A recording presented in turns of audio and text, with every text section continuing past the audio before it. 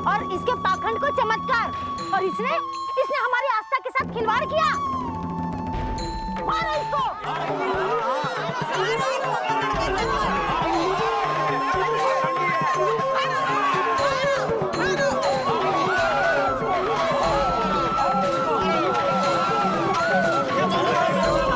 छोड़ दे सूरज।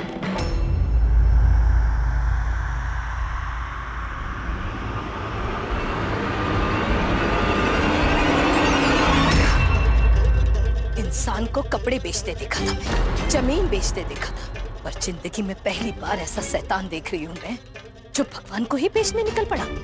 सिर्फ भक्ति के नाम पर लाखों भक्तों की आस्था की बोली लगाई तूने, उनके विश्वास की नीलामी लगा दी तूने, जैसे थारे बाप की जागीर हो। रे जानवर भी जिस घर की बाजरी खावे है ना, फटे की हाजिरी मनावे है।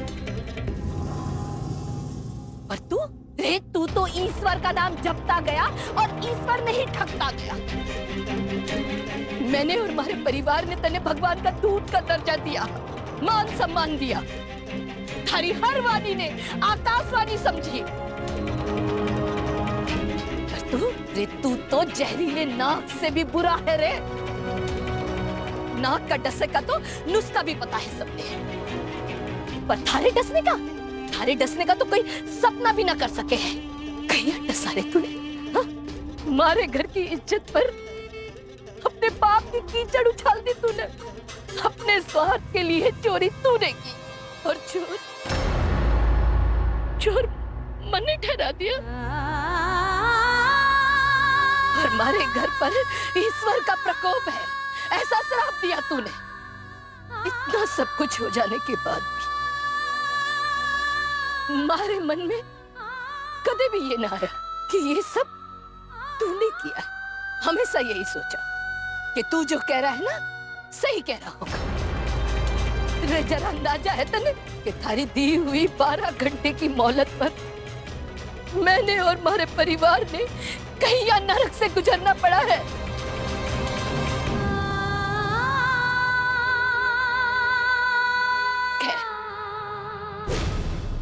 ईश्वर साक्षी है, थारी तपस्या झूठी तो थारा श्राप भी झूठा।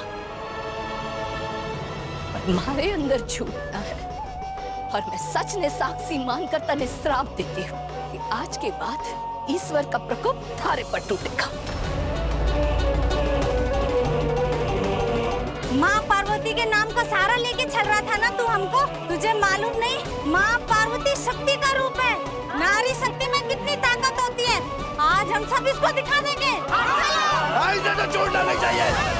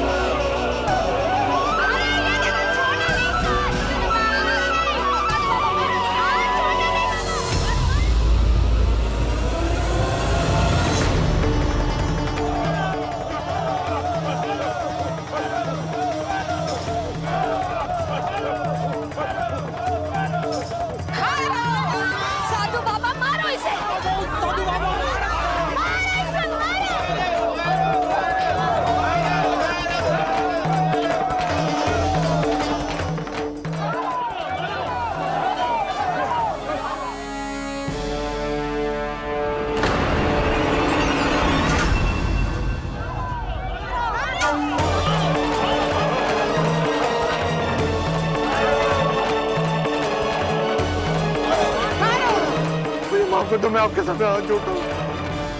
रे हो गोविंदलाल, आज तक दूसरों के लिए गड्ढे खोदे हैं ना तूने, पर आज देख ईश्वर की माया, देख कितना बड़ा न्याय किया है। ये आज इतना बड़ा गड्ढा खोदा है और तू खुद उसमें पड़ा है। कैसा लग रहा है?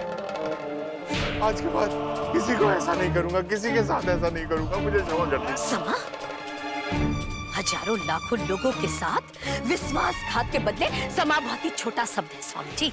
इस जन्म में तो के 7 जन्मों में भी माफी ना मिलेगी तने। हाँ, डालो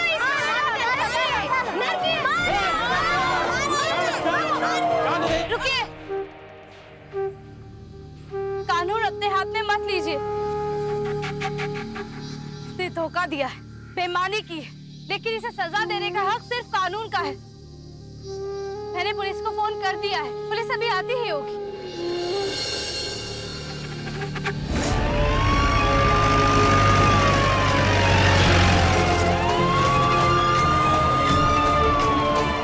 हटे।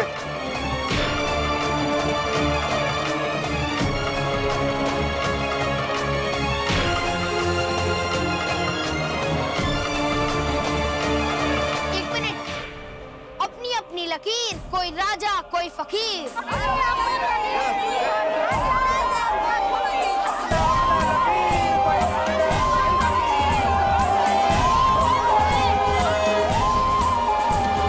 संध्या,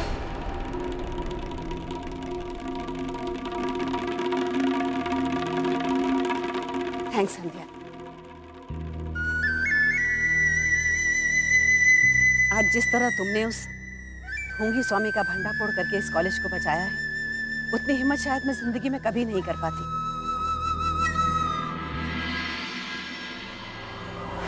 आज अगर तुम नहीं होती तो ये कॉलेज कब का बंद हो गया होता और पता नहीं कितने स्टूडेंट्स की जिंदगी बर्बाद हो गई। और थैंक्स इसलिए भी संध्या के मेरे बेटे की सच्चाई को तुम मेरे सामने लेकर आई।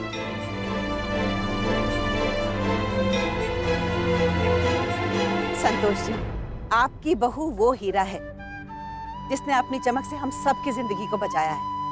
जमीन से शिवलिंग को निकलते सबने देखा, लेकिन किसी ने ये देखने या समझने की कोशिश नहीं की कि वो एक साजिश का हिस्सा हो सकता है। इससे ये साबित होता है संतोष जी कि आपकी बहू बाकियों से 4 कदम आगे सोचती है। पर मुझे गर्व है कि ये मेरे कॉलेज की स्टूडेंट है। जी वाह संध्या जी वाह, आपने तो स्वामी जी के सारे साजिश को पूरा पंचर ही कर दिया।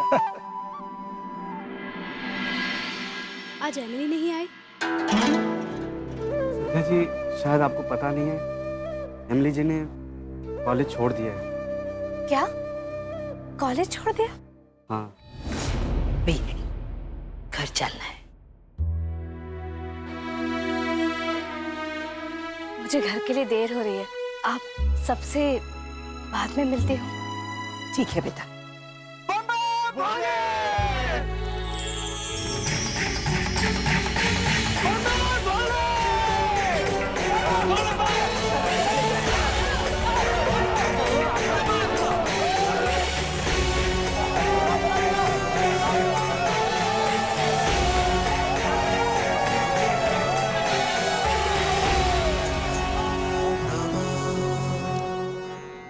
टूटेंगे कि नहीं टूटेंगे, टूटेंगे भी टूटेंगे कि कब टूटेंगे, पर अब कैसे टूटेंगे सोचना पड़ेगा, कैसे करेंगे। के बड़बड़ा रही है?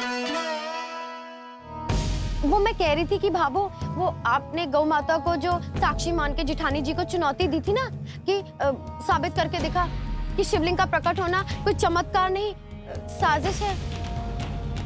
लो, जिठानी जी ने तो साबित भी करके दिखा दिया। और अब जो वो 3 घड़े हैं जो जिठानी जी की गलतियों का प्रतीक है, वो कब टूटेंगे भाभो? टूटेंगे भी क्या नहीं टूटेंगे पता तो नहीं ना। चल, घर चल कर बात। नहीं भाभो, मारे को माफ कीजिए, मगर मारे से तो एक कदम भी आगे ना बढ़ाया जाएगा। बताकर कम से कम हमारा सर का दर्द तो खत्म हो जाएगा कि वो टूटेंगे कि भी नहीं टूटेंगे। सोच सोच के तो मैं मर ही जाऊंगी। बीननी, संध्या बीननी ने सिर्फ राठी परिवार को शर्मिंदा होने से न बचाया है, बल्कि उससे भी बड़ी बात यह है कि उसने एक ऐसे इंसान का भांडा फोड़ किया है जो हजारों लाखों भक्तों की आस्था और विश्वास के साथ खिलवाड़ कर रहा था, धोखा दे रहा था उन सबको।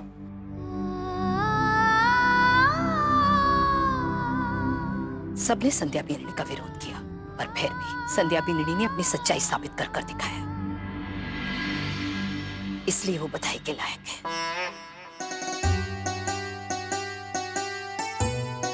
भाभो, चलो, कल से घर में कुछ भी काम ना हुआ है, जल्दी चलकर फटाफट काम करना है। चलो।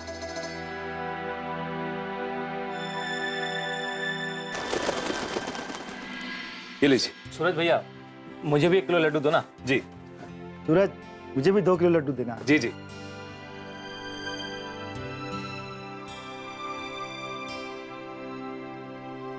माफ करना सूरज बेटा, वो ढोंगी साधु को ना हमने भगवान जैसा माना था, और हमें क्या पता कि भाभो को और आपके परिवार को अपना शिकार बना रहा था।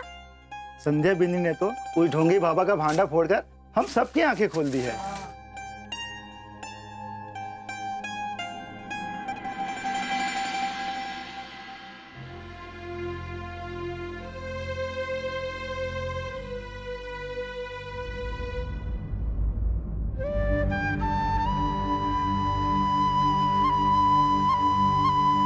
सूरज जी लीजिए ना। संध्या जी अभी ग्राहकी बहुत है, ये डब्बे वाले संदेश का जवाब मैं बाद में पढ़ के दे दूंगा, और वहां पे रख दीजिए।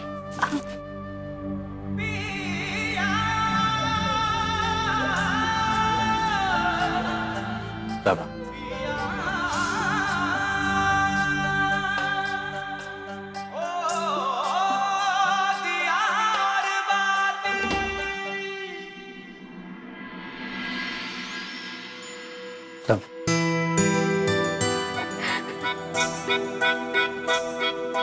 क्या बात क्या संध्या जी, आप इतना हंस क्यों रही? सूरज जी इसमें कोई संदेश नहीं, बल्कि साबूदाने की खिचड़ी है। पापा ने भेजी आपके लिए। आइए खा लीजिए।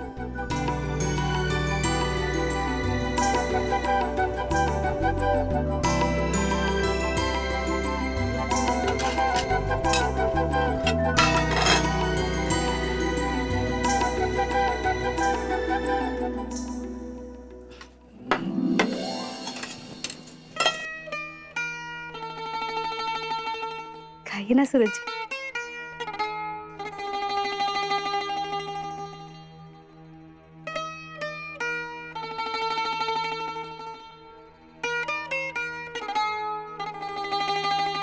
क्या बात है संध्या जी, आप बड़ी खुश नजर आ रही हैं आज। हाँ सूरज जी, आज बहुत खुश हूँ। घर में जो तूफान आया था वो अब गुजर गया, अब बस शांति ही शांति है।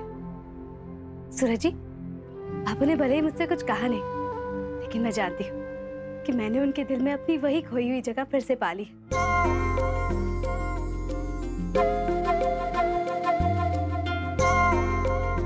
वाह क्या बात है संध्या जी, क्या खिचड़ी बनी है। हाँ मैंने भी खा के देखी, सच में भाभा ने बहुत स्वादिष्ट बनाई। राजू राजू ले ले, राजू ले ले, ले संदेश ले ले, ले ले। छोटू है खेल रहा है। राजू राजू ले ले, राजू ले ले, ले ले ले, ले ले ले, ले ले ले। सूरज जी। जी सूरज जी, मुझे ना ये रुमाल वाला खेल बहुत पसंद है। बचपन में मैं सबसे ज्यादा ना यही खेल खेलती थी। अच्छा वैसे कमाल है संध्या जी, ये खेल बचपन में मेरा सबसे पसंदीदा खेल हुआ करता था, बल्कि यूं कहिए कि आज तक मुझे इस खेल में कोई हरा नहीं पाया। रुमाल को झपट्टा मैं ही मारा करता, फिर सामने बड़े से बड़ा खिलाड़ी क्यों ना हो। अच्छा जी। सूरज जी, अगर मैंने देखा ही नहीं तो मैं कैसे मान लूं? अरे आप किसी से भी पूछ सकती हैं। सूरज जी, मैं सुनी सुनाई बातें नहीं मानती। अगर आप इतने बड़े खिलाड़ी हैं तो मुझे हरा के बताइए। अच्छा तो आप मुझे ललकार हैं, यही समझ लीजिए। तो फिर आज हो ही जाए। आइए जरा मैदान में। छोटू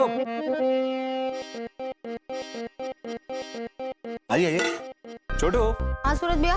तेरी भाभी साहब मुझे इस रुमाल झपट्टा खेल में हराने की चुनौती दे रही है, जबकि पूरी हनुमान गली जान, लेकिन इनको विश्वास नहीं कि आज भी मैं इस खेल का सबसे बड़ा खिलाड़ी हूं। तो मैंने सोचा क्यों ना आज थारी भाभी साहब को ये दिखाई दूं कि मुझे हराना मुश्किल ही नहीं बल्कि नामुमकिन है। चलो थारी तरफ से मैं खेलूंगा। क्यों? सूरज भैया भाभी साहब के खिलाफ खेल पाएंगे? नहीं, हर बात पर तो नरम पड़ जाते हैं। नहीं नहीं सूरज भैया, कोई जरूरत नहीं है। पूरी हनुमान गली को पता है कि आप इस खेल में माहिर हो। और वैसे भी संध्या भाभी सा तो अपनी है ना, अपनों को हराने में कोई मजा नहीं आएगा, रहने दो। हाँ, यही तो मैं इनको बोल रहा था। लेकिन थारी भाभी साहब ने एक दिन मुझे कहा था कि सब जायज है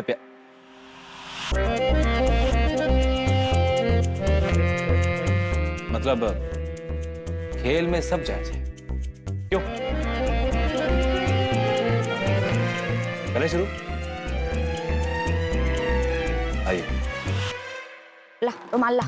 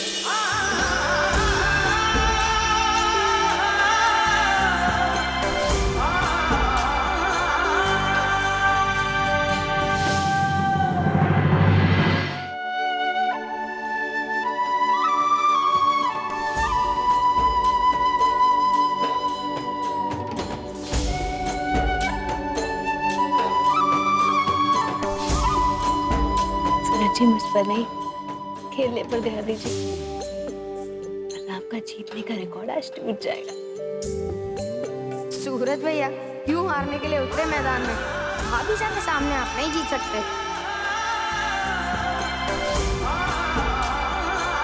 सूरज भैया जीतेंगे, सूरज भैया जीतेंगे, सूरज भैया जीतेंगे, सूरज भैया जीतेंगे।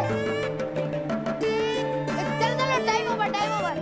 10 9 8 7 6 5 4 3 2 1।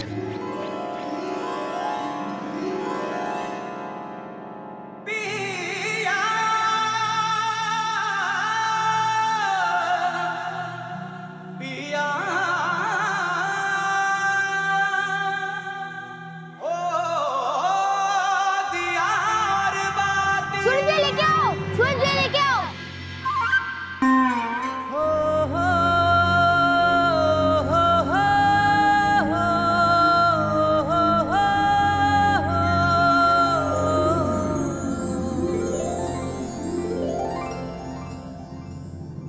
सूरज भैया, सूरज भैया छू दो, सूरज भैया छू दो।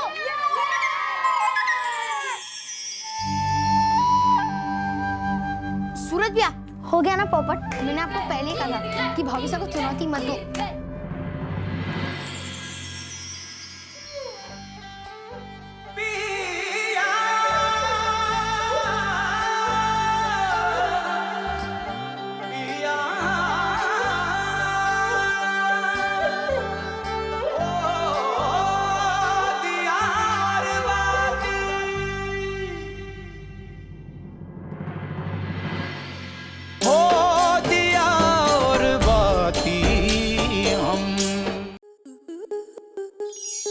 आपके मनोरंजन पर अब नहीं लगेगा कोई ब्रेक। स्टार प्लस के बेहतरीन शोज देखने के लिए लाइक, शेयर और सब्सक्राइब करें स्टार प्लस यूट्यूब पेज को।